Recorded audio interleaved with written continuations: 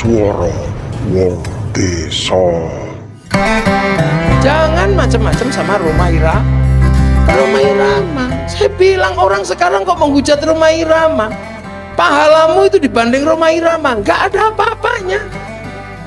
Pengamen sehari yang hidup dari lagunya Rhoma Irama itu berapa juta orang? Coba sampai hitung.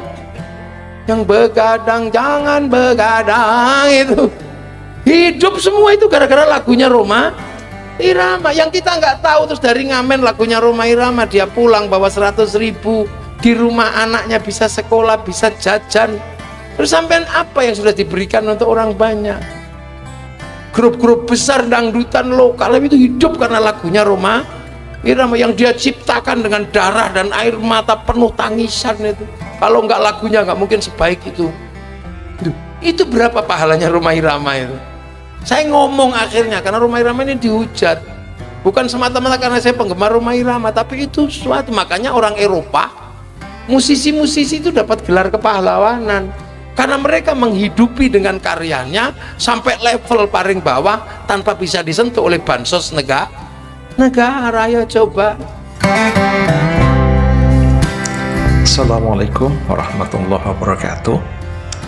Para sedulur, jumpa kembali dengan saya Cayudi, masih di acara Suara Wong Desa.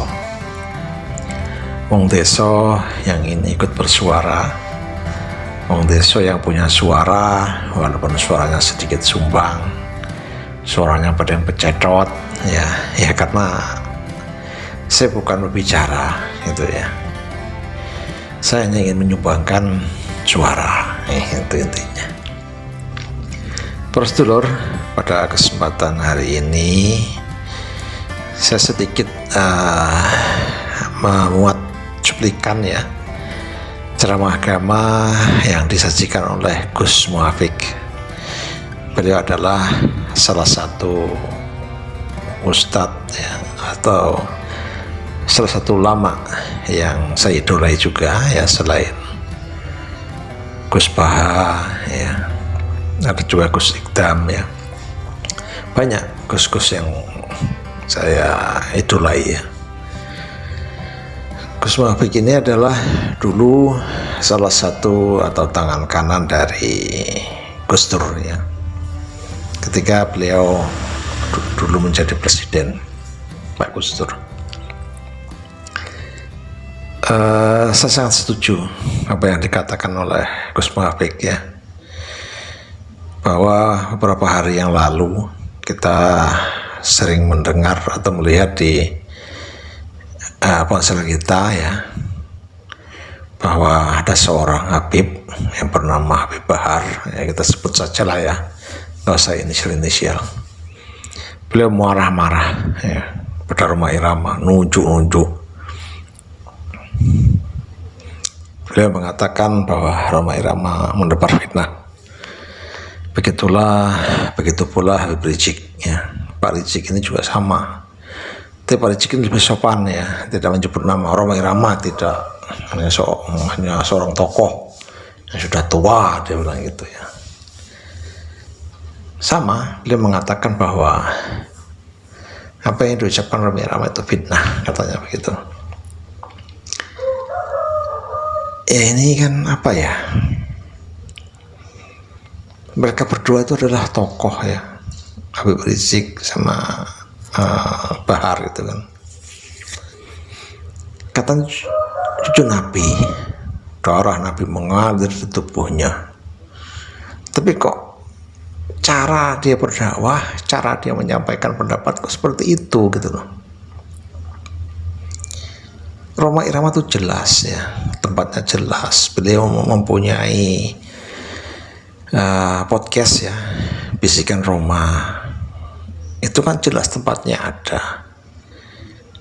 Ya seharusnya kalau memang tidak cocok dengan dia, dengan dua Habib ini, ya datanglah ke sana, tabayun, kan begitu. Enggak harus berkuar-kuar, nunjuk, masya Allah, kok kayak orang nggak punya akhlak gitu. Jadi apa ya, saya tambah yakin gitu loh, bahwa beliau-beliau itu bukan cucu Nabi. Saya tambah yakin ya. Apalagi setiap tayangan podcastnya Bang Haji ya, Bisikan Roma itu saya selalu nonton. Dan Bang Haji itu menghadirkan ya orang-orang yang pro dan kontra sebenarnya ya. Belum lama beliau mengundang Kiai Kembul, beliau juga mengundang Kiai Imaduddin Banten ya. Terus kemarin juga dia mengundang tokoh ahli di bidang tes DNA ya, yaitu Dr. Hugang. Nah, pada kesempatan itu ya, Pak Hatur Rahmani membuka surat. Ada 2 surat. Yang pertama adalah suratnya dari Bang Haji, surat undangan. Surat yang kedua adalah surat jawaban gitu loh, dari undangan Pak Haji tersebut. Bang Haji mengundang tokoh ya, Ketua Rabithah Alawiyah ya. Rabithah Alawiyah ini adalah sebuah lembaga yang mencatat tentang habaib di Indonesia. Jadi semua habaib itu tercatat di Rabithah Alawiyah. Ini keturunan A, keturunan B, keturunan C itu dicatat sama beliau. Dan ketuanya adalah Habib Taufik Assegaf ya. Nah, menurut Bang Haji, agar imbang maka ketua dari Rabithah Alawiyah ini langsung diundang sekalian gitu loh. Ketuanya, jadi bukan orang-orang dalam-dalam lagi. Ketuanya lembaga yang memberi stempel Habib itu ya Rabithah Alawiyah itu. Tapi apa faktanya? Dia tidak mau datang. Kenapa? Nggak tahu gitu. Jadi kan dari sini menambah keyakinan kita bahwa sebenarnya Habib di Indonesia itu adalah palsu. Mereka bukan keturunan Nabi. Mereka bukan keturunan Kanjeng Nabi Muhammad ya.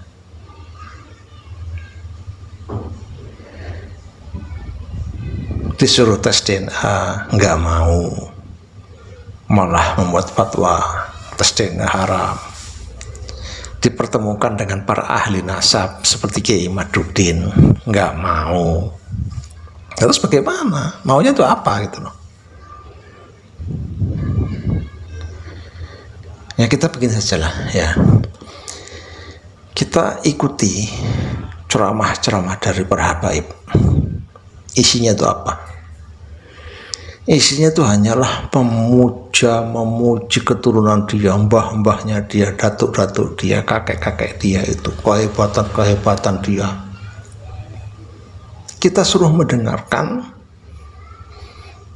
orang-orang keturunan Yaman, mbah-mbah dari Yaman, kita suruh mengagumi mereka gitu loh. Isinya cuma itu. Kita harus ikut mengagumi datuk-datuk mereka gitu. Nah, mereka itu siapa? Para habaib itu adalah pengungsi dari Yaman yang dibawa oleh Belanda untuk bekerja di Indonesia ya, bekerja di kebun teh, bekerja di ya tanam-tanaman rempah-rempah itu. Belanda tahu kalau orang Indonesia itu kalau sama orang Arab itu sangat hormat, apalagi orang Arabnya itu dikatakan keturunan Rasulullah gitu. Pasti orang Indonesia itu tunduk gitu kan. Itu tujuan Belanda awalnya seperti itu, dan benar-benar di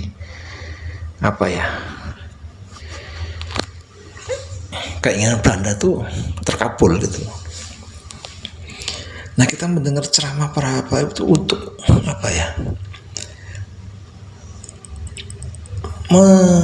kita ikut harus bangga gitu loh pada habaib, pada mereka yang datang membawa Islam, bahkan mereka terang-terangan ngomong ya di antara mereka gitu ya.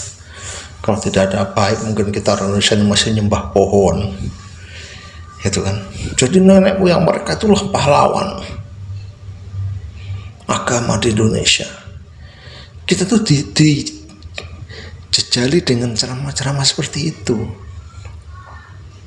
Sementara kita ini punya pahlawan, punya Wali Songo, itu sudah nggak dianggap sama mereka. Bahkan mereka mengatakan Wali Songo itu pun keturunan habaib.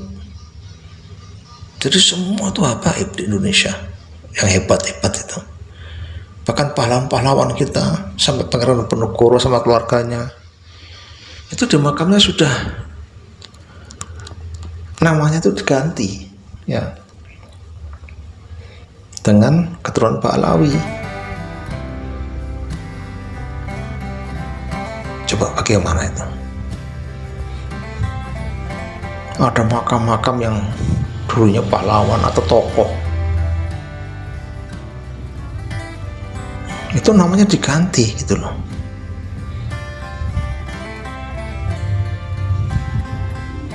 Kan repot gitu. Akhirnya kita nanti akan apa ya, mengira bahwa semua tokoh-tokoh atau pahlawan-pahlawan Indonesia itu orang Pahlawi, masih Habib semua. Makam-makam banyak, ada bin Yahya. Nah, kok jadi namanya Habib gitu. Ada makam yang kosong, nggak ada apa-apa, dibangun megah, dibikin ziarah, dibikin bin Yahya. Di seluruh Pulau Jawa itu udah banyak. Akhirnya ya alhamdulillah kedok mereka terbuka. Akhirnya makam-makam yang memang tidak benar itu dibongkar, diganti di nama aslinya. Ya alhamdulillah gitu loh. Dan saya juga bersyukur adanya podcastnya Bang Haji Rhoma Irama ini, kita jadi lebih jelas lagi gitu ya. Jadi tolong kepada umat muslim ya, tonton ya podcastnya Bang Haji yang mengundang Kiai Madudin, mengundang Guru Gembul ya, terus kemarin lagi Dr. Hugeng, itu coba kita tonton. Mereka para ustadz-ustadz ulama dari Indonesia ya, Kiai Madudin dan teman-teman itu berbicara dengan fakta. Begitu pula ahli tes DNA itu berbicara berdasarkan ilmu, jadi bukan ngeyel ngotot, bukan. Sebenarnya kalau para habaib ini mau tes DNA semua ini selesai gitu loh. Bukan hanya selesai permasalahannya, tapi habis mereka. Karena ada anak dari Habib itu tes DNA, ternyata mereka hasil dari tes itu mereka bukan keturunan Arab, mereka itu orang-orang Yahudi. Arab saja bukan, apalagi keturunan Nabi kan gitu. Makanya mereka takut gitu.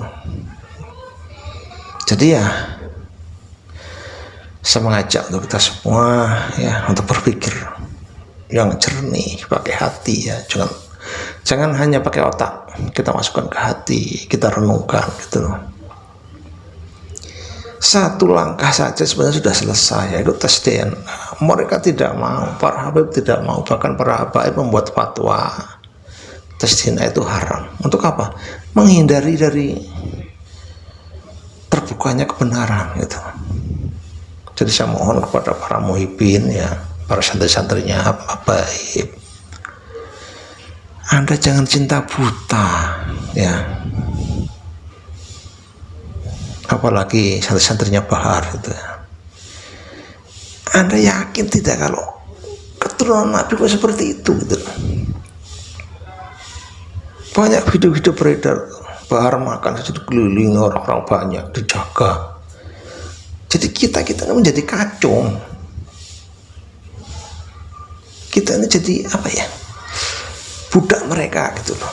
Mereka tuh pendatang, mereka tuh pengungsi di bawah Belanda. Kok kita hormat, kita jaga, kita, Masya Allah. Di mana hati kalian, wahai para muhibin ya? Cobalah itu. Kayak kita, kayak Nusantara tuh banyak ya, kiai Indonesia, para ajengan-ajengan itu. Kita hormat pada mereka. Tokoh-tokoh NU banyak, tokoh-tokoh Muhammadiyah banyak ya. Kenapa kita harus menjadi kacung, menjadi budaknya orang Arab gitu? Kita ini orang pribumi ya. Subhanallah, kadang saya berpikir bagaimana gitu para muhibin itu. Memang hidup itu pilihan, Anda bebas memilih, tapi ya berpikir. Ini sudah ada tanda-tanda pembuktian bahwa para Habib itu sudah terbukti bukan keturunan Rasulullah. Sudahlah itu para muhibin. Kita kembali ya ke para ulama-ulama Nusantara, kiai-kiai Indonesia. Jangan menjadi budak selamanya gitu ya. Oke para sedulur, waktunya sudah lama ini ya. Mohon maaf bagi pihak-pihak yang tersinggung. Saya akhiri, billahi taufiq wal hidayah. Wassalamualaikum warahmatullahi wabarakatuh. Jangan lupa like, comment and subscribe channel Kakudi TV. Terima kasih.